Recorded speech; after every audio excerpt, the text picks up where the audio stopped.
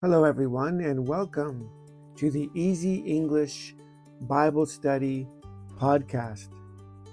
My name is David Gray, and together we're going to read the Bible, and I will make some easy to understand comments about the reading in English. Okay, let's get started.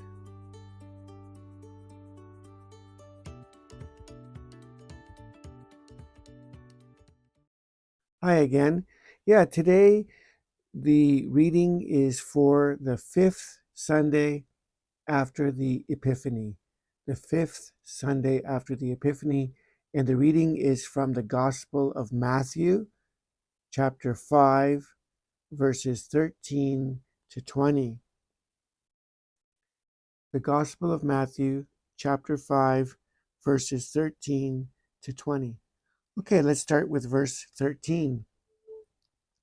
You are the salt of the earth. But if the salt loses its saltiness, how can it be made salty again? It is no longer good for anything except to be thrown out and trampled underfoot. Okay, here Jesus is saying that we as followers of God are the salt of the earth. Salt has great qualities. It gives food its flavor. It also preserves food to keep it so that it will last longer. But if salt is not salty, then it is useless. It's no good. We throw it out. We, as followers, need to keep our saltiness, our flavor. What does that mean? Well, let's read some more. Verse 14. You are the light of the world. A town built on a hill cannot be hidden.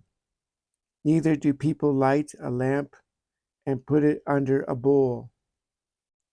Instead, they put it on its stand, and it gives light to everyone in the house.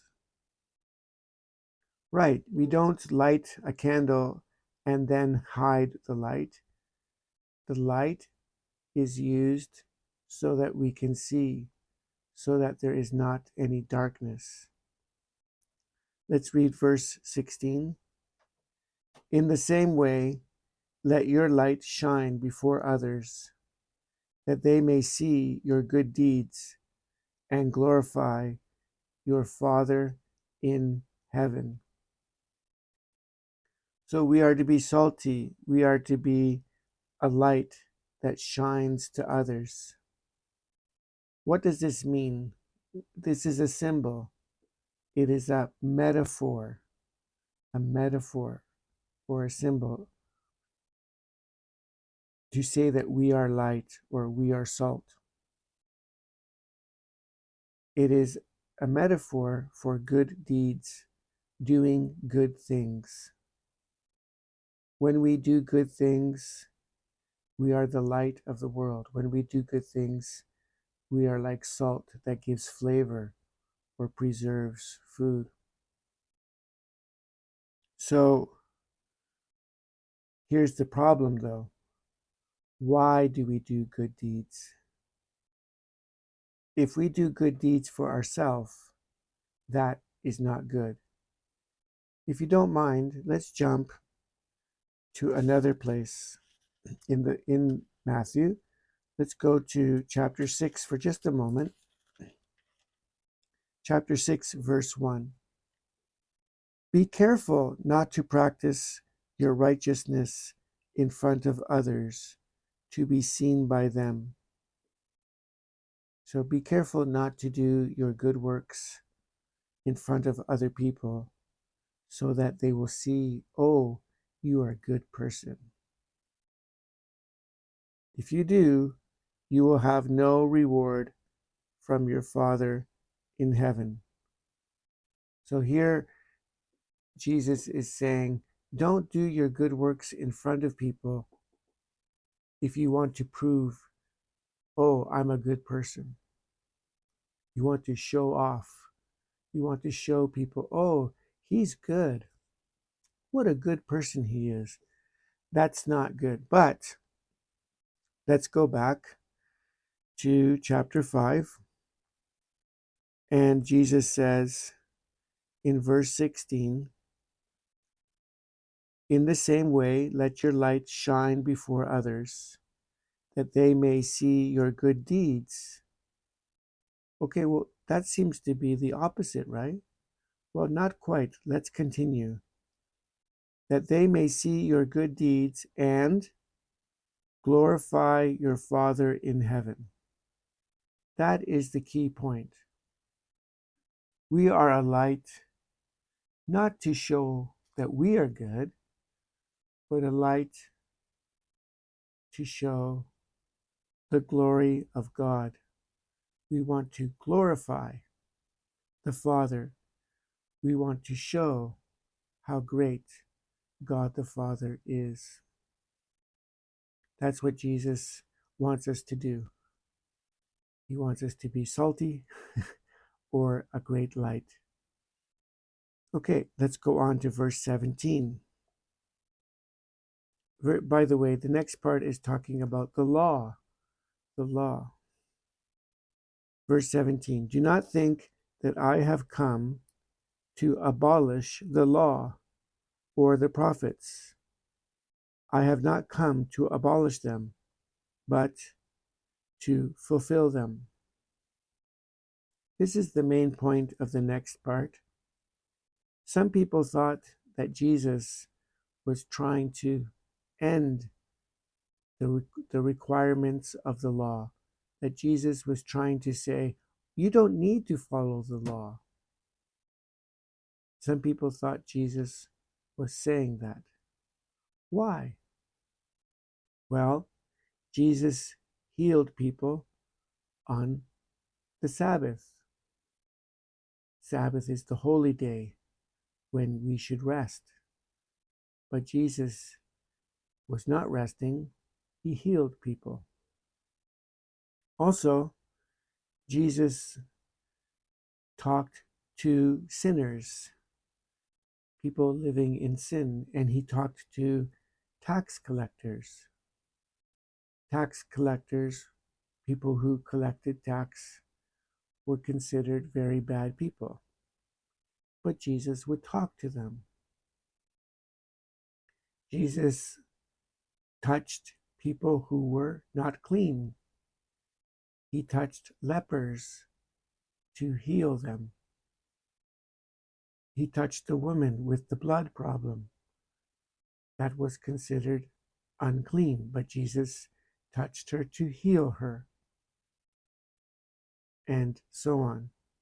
Jesus did things that seemed to suggest that Jesus was not following the law anymore. But Jesus says here, I have not come to abolish the laws, them, but to fulfill them. Jesus is come to do all the good things that we should do and to do it perfectly. And then we read in verse 18, for truly I tell you, until heaven and earth disappear, not the smallest letter, not the least stroke of a pen, will by any means disappear from the law until everything is accomplished. So he's basically saying nothing will change from the law until everything is done perfectly. Therefore, anyone who sets aside one of the least of these commands and teaches others accordingly will be called least in the kingdom of heaven. He's saying anyone who tries to teach a different way or tries to change the law and teach it in a different way will be lowest in the kingdom of heaven. in God's kingdom. Don't do that, he's saying. But whoever practices and teaches these commands will be called great in the kingdom of heaven. Okay, well, that seems to fit. That seems to be the same as what the religious leaders are teaching. The Pharisees, one group of religious leaders, the Pharisees, and the teachers of the law. But Jesus thinks differently from them. Let's look. For I tell you that unless your righteousness surpasses that of the Pharisees and the teachers of the law, you will certainly not enter the kingdom of heaven. Whoa, whoa, whoa. What does that mean? It sounds like Jesus is saying this, that people must follow the law, the rules of the law, better than the Pharisees and the teachers of the law. But how can they do that? The Pharisees and the teachers of the law are very strict. There's many rules, not only from the Bible, but they have many traditional rules as well, very many cultural rules. What is Jesus saying? Well, it's hard to understand what Jesus is saying unless you read the rest of chapter 5. So let me explain a little bit. Jesus is saying that it's not that you have to follow more rules. It's that you have to follow the heart of the rule, the spirit of the rules, the spirit of the law. If you follow the law, but your heart is not good, that's a problem. And Jesus was very angry with the Pharisees and the teachers of the law because many of them, or most of them, believed in the rules, but they did not have a good heart. So they cared about rules, rules, rules, but not about having a good heart toward God.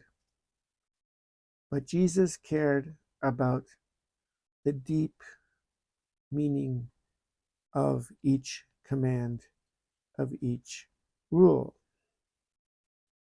So when he says, you must be, how do I say, your righteousness must surpass that of the Pharisees and the teachers of the law. Your righteousness must be greater than that. What would be an example? An example is in the next verse. Now, our reading finishes at verse 20, but I want to read a little bit more to help explain verse 20. So let's look at verse 21. You have heard that it was said to the people long ago, you should not murder, and anyone who murders will be subject to judgment. Okay, so most people would say, I don't murder people. I'm a good person. I'm following the law. Do not murder. But Jesus says, no, you must do better than that. Verse 22, but I tell you that anyone who is angry with a brother or sister will be subject to judgment. And anyone who calls to a brother or sister Raka is answerable to court. And anyone who says, "You fool," will be in danger of the fire of hell. Okay, so here we see that even just being angry and yelling things like "you fool" is breaking the command of do not murder. Why? Because in your heart, you need to show love to other people. And we are killing people, we are hurting people when we show this kind of strong anger and strong insults like "you fool." Jesus wants us to have a loving heart towards people. And so please read more. Please read verses 21 to the end of chapter 5 if you want to understand more what Jesus expects from the law. Okay, that's the end of the reading today. We did a little bit more. We did a little bit extra. We read chapter 5, 13 to 20, but we also looked at some extra verses. What did you learn from today's reading? The main thing I learned was to be a light, to shine for God's glory. We need to be a light so people can see God. We are a light. Jesus can work inside of us. God can work inside of us. We can be a light so that people see God. And that is a wonderful thing. That is something that I learned today from the reading. And this week, I want to think about being a light for others. How about you? What did you learn from today's reading? There's also the teaching that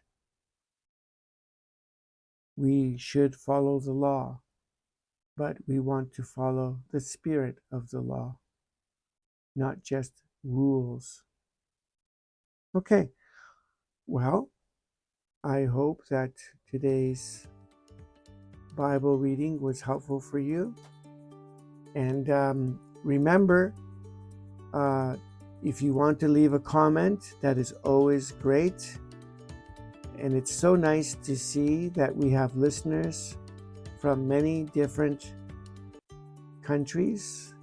And hey, you can tell your friends about this podcast if they want to study English and study the Bible at the same time. Maybe you can tell a friend who's not a Christian, but they might be interested in Christianity and studying English. Okay, well, take care and God bless you.